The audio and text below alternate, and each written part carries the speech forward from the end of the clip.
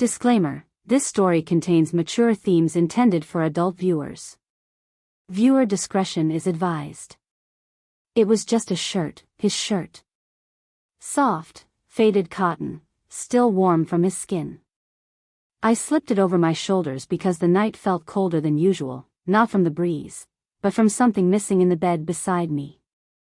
Evelyn adjusted the oversized shirt, pulling it down to her thighs, the fabric brushing her skin like a memory.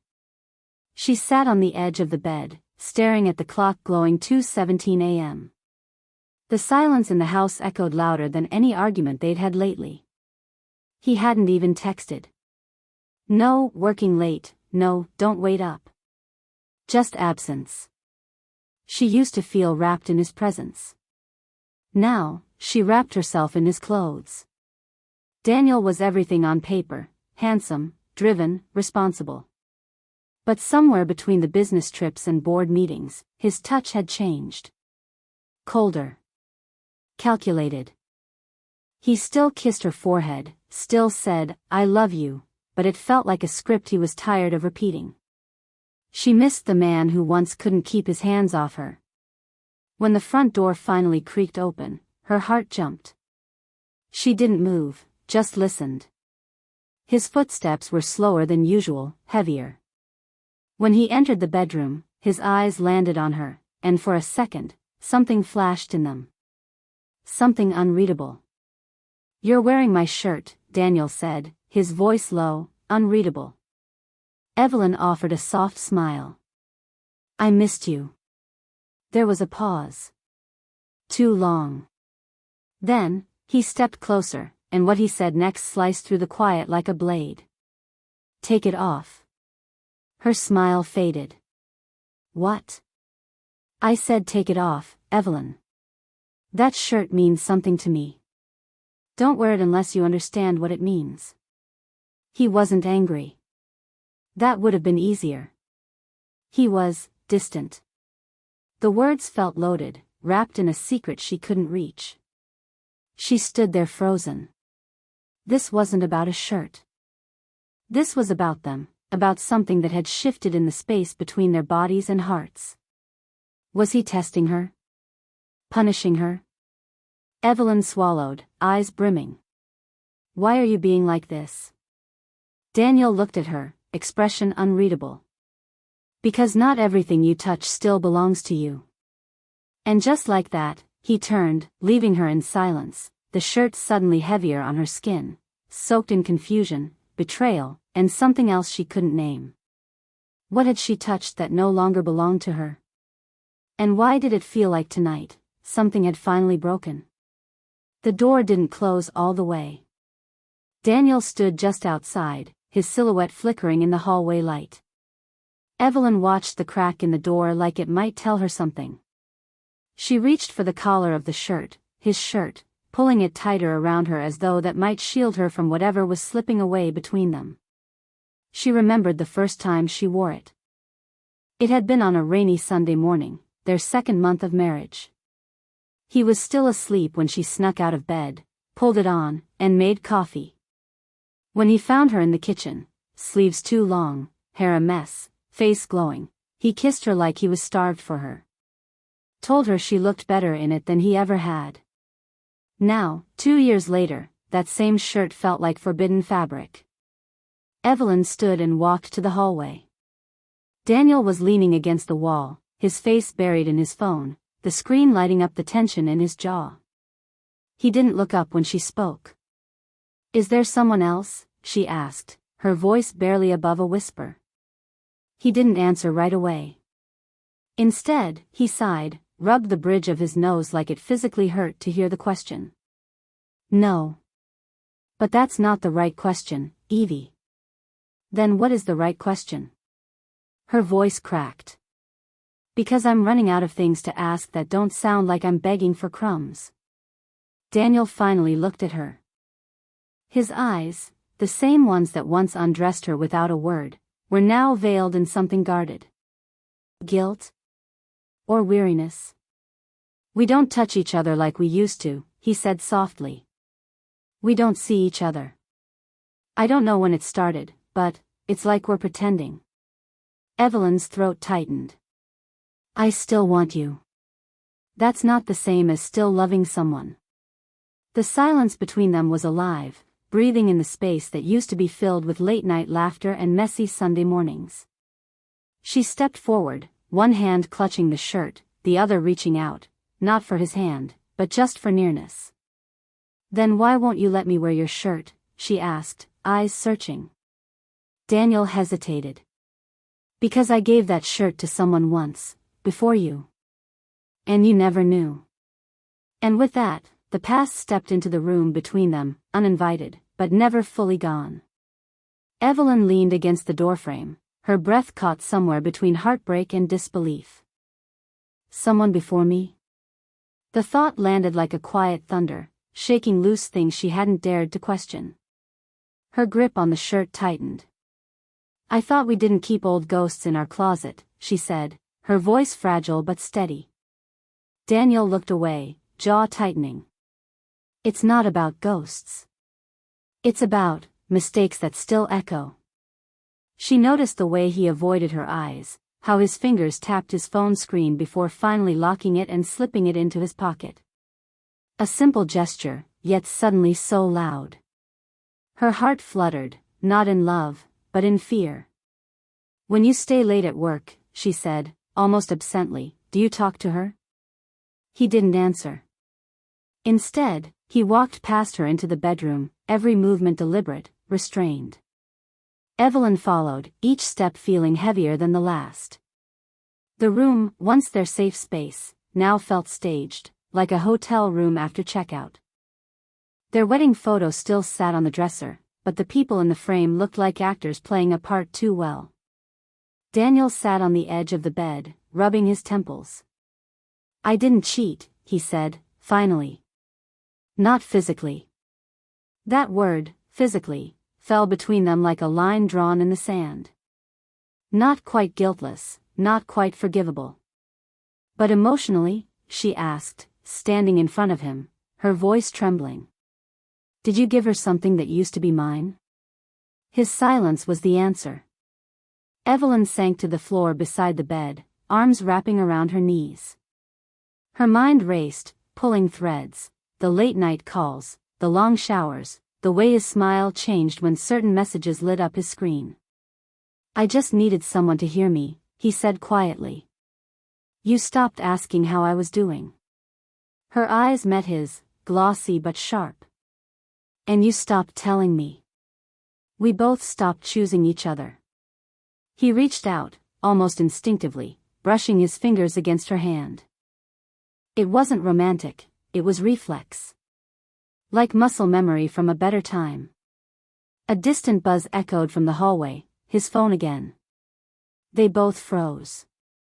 Evelyn stood slowly. If she texts you again tonight, she whispered, will you answer?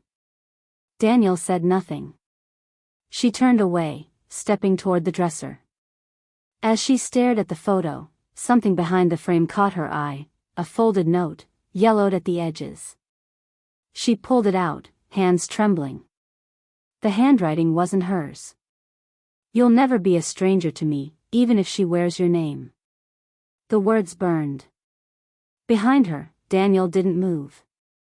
The truth was no longer a whisper between them. It was ink on paper, left too close to be denied. The note slipped from Evelyn's fingers and floated softly to the floor, landing like a final truth she wasn't ready to face. Her chest ached in a way no argument or silence ever caused. This was betrayal whispered in ink. Not a scream, not a kiss, but a promise made to someone who wasn't her. Daniel hadn't moved. The air between them was thick, suspended in everything unsaid. She turned, her voice raw. How long were you planning to keep that? His eyes lifted to hers, and for the first time in weeks, she saw something real flicker through, fear, regret, and a buried kind of love that had nowhere left to go. I forgot it was there, he said softly. It was before you. But she never really left. Not from my past, not from my guilt. Evelyn blinked back, the sting in her eyes. And me? Did I ever really arrive? Daniel stood. One step. Then another. Close enough to touch, but neither reached out. He looked at her like he was trying to memorize something, like he might never see her the same way again. I loved you, he said. I still do, but maybe I was trying to replace something I never finished letting go of. She almost collapsed at those words, but held her ground. Her hand found the edge of the dresser for balance. Her heart was splintering, but it still beat for him. How do you stay in love with someone who's still haunted by someone else's ghost? I wore your shirt, she whispered, voice trembling. Because it felt like the only part of you I still had. Daniel's eyes glassed over, jaw tightening. When you wore it, it reminded me of her. But it also reminded me of you, the woman I wanted to build a life with. And that's what made it hurt more. Their breaths mingled now, so close, so broken. She didn't know whether to slap him or kiss him. There was pain, but underneath it, desire, longing, and a love that hadn't died, just wandered too far from home. And just as Evelyn leaned in, caught in a confusion of yearning and fury, the front door creaked open. They weren't alone anymore. The front door's soft groan cracked through the tension like thunder on still water. Daniel's head turned sharply. Evelyn, still trembling, took a step back, instinctively drawing the shirt tighter over her chest. Neither of them spoke, but their eyes locked in that moment, both filled with the same unspoken question. Who is it? Footsteps. Slow, confident. Feminine. Evelyn's heart began to pound. The hallway lights spilled softly into the bedroom as a figure appeared in the doorway, a woman. Tall, striking. Her coat hung open over a sleek dress, rain beating across her shoulders like glass. She paused when she saw them. Oh, she said, a slow, knowing smile curling across her lips. I didn't realize you were home. Daniel's face paled. Evelyn's blood turned cold. Who is she, Daniel? The woman didn't wait for him to speak. She stepped into the room like she belonged there, her heels silent on the carpet. I'm Harper. We've worked together. Harper's eyes scanned Evelyn's frame with subtle amusement, lingering on the shirt like it was a badge of something broken. You must be Evelyn. The room pulsed with unspoken accusations. Evelyn's voice cracked through it. How many late nights did you spend working with her? Daniel swallowed hard, jaw clenched. It's not what it looks like. But it was. And even if it wasn't, Evelyn could feel the way Harper's gaze touched Daniel, the kind of familiarity that doesn't come from just coffee meetings and business reports. Harper smiled gently. I just came to drop off something Daniel left at the office. She held up a small envelope, neat, sealed, dangerous. Evelyn stepped forward, eyes locked on it. Go ahead. Give it to him. Harper didn't move. Actually, it's for you. The envelope changed direction. Evelyn took it with hesitant fingers. The paper was thick, elegant. Her name written in careful penmanship. Inside, one simple photo, Daniel and Harper. Laughing. Her hand resting on his chest like it belonged there. His eyes, glowing, warm in a way Evelyn hadn't seen in months. Her hands trembled. You kept this? I didn't, Daniel said quickly. I didn't even know she had that. Harper looked pleased, but not cruel. I thought it was time she knew what you looked like, when you stopped pretending. The silence that followed was unbearable. Evelyn looked at Daniel, really looked. He wasn't just caught. He was crumbling. Torn between comfort and commitment, between old wounds and present promises. And Evelyn? She wasn't angry. She was tired. So tired of fighting for pieces of a man who had already given whole pieces away. The photo slipped from her hands, fluttering to the floor. She whispered, why does it feel like I'm the outsider in my own marriage? Daniel stepped forward, but Harper was already in his way. And Evelyn, she was already walking toward the door. The night air hit Evelyn's skin like a confession, cold, sharp, real. She stepped out onto the porch barefoot, Daniel's shirt still clinging to her like a memory refusing to let go. Inside, the shadows of betrayal whispered behind her. She didn't want to cry anymore. She wanted to feel something true. Something that didn't come with lies wrapped in silk. Behind her, the door opened. Evelyn. She froze. It wasn't Harper. It was Daniel, no longer hiding behind silence or guilt. His voice was raw, his footsteps cautious as he approached. "I let her get too close," he said. "Because I thought you were already too far." Evelyn didn't turn around. "And now?" she asked, staring into the dark yard, trying to steady her voice. "Who do you really want, Daniel?" He moved closer. Not touching, just near enough for her to hear the crack in his next breath. "You. I always wanted you. I just forgot how to fight for us." Slowly, she turned to face him. Her eyes searched his, deeply, desperately. "But you still let her in." "Even if it wasn't physical, Daniel, it was intimate." He nodded, pain thick in his throat. "I know. And I've hated myself for it every night." For a moment, nothing but the soft sound of wind. Then Daniel pulled something from his pocket, not a phone, not a note. A small, velvet box. Her breath caught. "I was waiting for our 3rd anniversary," he whispered, opening it. Inside sat a delicate ring, rose gold, set with a single, raw diamond. "I had it made from your mother's pendant. The one you wore on our first date." Tears slipped down her cheeks before she could stop them. "I thought I lost you," he said. Evelyn stared at the ring, heart pounding. "You almost did," she whispered. "But the thing about love, sometimes, it breaks. And sometimes, it bends just enough to find its way back." He slid the ring into her palm, not on her finger. Her choice. But just as she looked up, trembling, something else caught her eye. Across the street, a car door closed. Harper. Watching from the shadows. She wasn't alone. A man stepped beside her, his hand brushing hers in the same way Daniel's once brushed Evelyn's. Evelyn turned back to Daniel, something shifting behind her tear-soaked eyes. "She wasn't just waiting for you," she said quietly.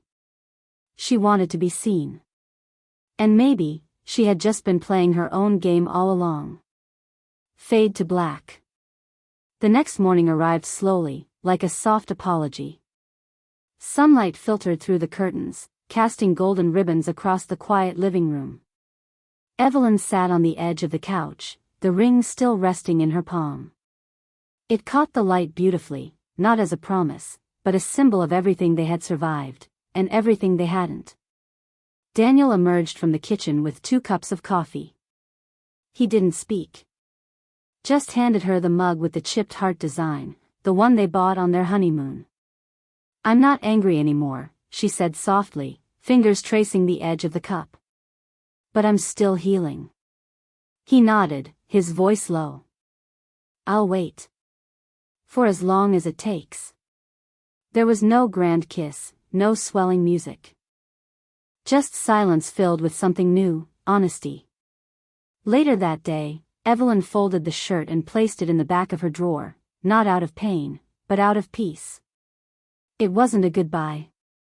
It was a letting go of what once was, to make room for what could be. Across town, Harper stepped out of a sleek black car, laughing beside the man Evelyn had seen the night before.